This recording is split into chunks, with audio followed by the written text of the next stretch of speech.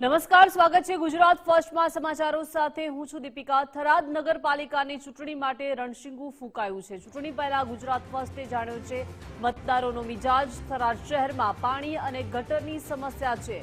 મામલતદાર office નજીક જ પાણી ભરાય છે। થરાદ શહેરની અનેક સોસાયટીઓમાં ગટરની સમસ્યા છે। વિધાનસભાના અધ્યક્ષ શંકરભાઈ ચૌધરી સારું કામ કરી રહ્યા હોવાનું સ્થાનિકોએ જણાવ્યું છે। થરાદમાં રોડ રસ્તાની સારી કામગીરી કરાઈ। થરાદ નગરપાલિકામાં 2018 થી 2020 સુધી ભાજપનું શાસન। થરાદ નગરપાલિકામાં 2020 થી 2023 સુધી કોંગ્રેસનું શાસન રહ્યું છે, તો થરાદ નગરપાલિકા 2023 થી વહીવટદારનું શાસન છે।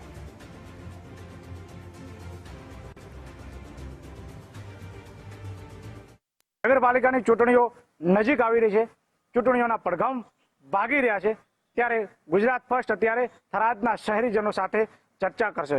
શું છે એમની સમસ્યા, શું છે માંગ, આવનારા સમયની અંદર શું ખરેખર થરાદ શું માંગ કરી રહ્યું છે તેને લઈને થરાદના શહેરીજનો સાથે આપણે વાત કરવા જઈ રહ્યા છે। થરાદ શહેરની અંદર આવનારા સમૂહ નગરપાલિકાની ચૂંટણી યોજાવાની છે।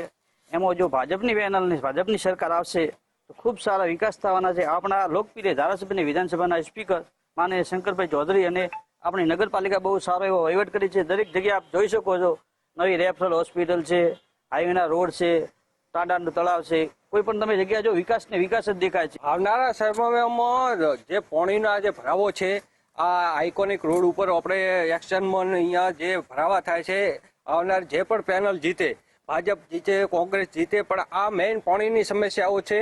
જે રોડ ઉપર પાણીના ખાબોચિયા ભરાય છે, ગટર ઉભરાય છે, જે અમુક સોસાયટીઓમાં પીવાનું પાણી પણ નથી મળતું, આના તરફ જે પેનલ જીતે એ ધ્યાન આલે કરી દીધો છે। હાઈવેના રસ્તા તો એટલા બધા મોકળા અને સરસ બનાવી દીધા જાળીઓ સાથે। અને વાત રહી પાણીની, તો પાણીનો તો પ્રશ્ન થરાદનો જૂનો છે। બનાસનું પાણી વર્ષોથી નથી મળતું, એના માટે લોકો ભૂખ હડતાળ પણ કરી। નર્મદા આકડે પાણી બજારમાં મળે છે, પણ ઈચ્છા એવી છે કે સારી બોડી બેસે અને એક ફિલ્ટર પ્લાન નોખે, અથવા તો ફિલ્ટરનું પાણી આખા થરાદને મળે તો થરાદને સુખાકારીને આનંદ થાય। અત્યારે વોર્ડ 3માં કેવી સમસ્યાઓ છે, કેવા કામો થયેલા છે? વોર્ડમાં કામ તો સારા થયેલા છે, અને હજી શ્યામલ માતાના મંદિર પાસે પાણી બહુ ભરાય છે। અહીંયા વરસાદનું પાણીનો વરસાદના પાણી આવવાના કારણે પછી 1 મહિનો રોડ બંધ થઈ જાય છે, અને એ પાણીનો નિકાલ થાય અને બધું કમ્પ્લીટ થઈ જાય એવી અમારી નગરપાલિકામાં જે પણ બોડી બે એના પાસે આશા છે।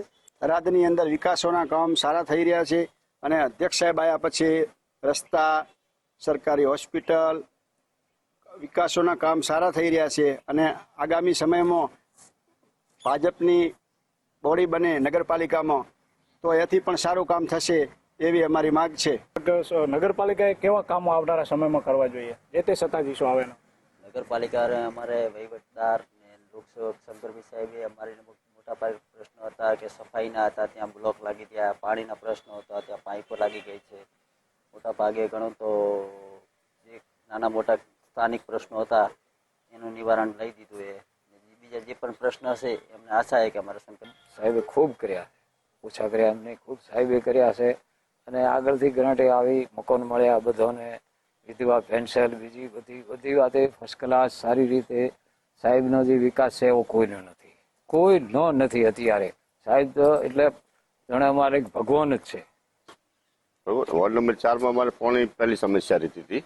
હાલ જે નવું ટાંકું બન્યું છે એના કારણે પાણીની સમસ્યા રહેતી નથી, બરોબર। તોય જે થોડી અમુક એરિયામાં અમારે પાણીની સમસ્યા છે। પછી બીજા નંબરનું કે જ્યારે વરસાદ આવે છે ત્યારે વોર્ડ નંબર 4માં વણકરવાસ, ભીલવાસ અને કૃષ્ણનગર સોસાયટીમાં પાણી ભરાઈ જાય છે, જેના કારણે લોકોને ત્યાંથી સ્થળાંતર કરવું પડે છે। તો મહેરબાની કરીને મારી નગરપાલિકાને અને અધ્યક્ષ સાહેબને વિનંતી છે કે એનો કાયમી નિકાલ લાવે તો અમારે આ કાયમી માટેનો પ્રશ્ન સોલ્વ થઈ જાય અમારો। એક ને કંઈક જે પાણી ભરાવાની સમસ્યા હોય, ગટરની સમસ્યા હોય, આવનારા જે પણ સત્તાધીશો આવે એ કરે એવું અત્યારે થરાદના શહેરીજનો માંગ કરી રહ્યા છે। યશપાલજી વાઘેલા, ગુજરાત ફર્સ્ટ, થરાદ।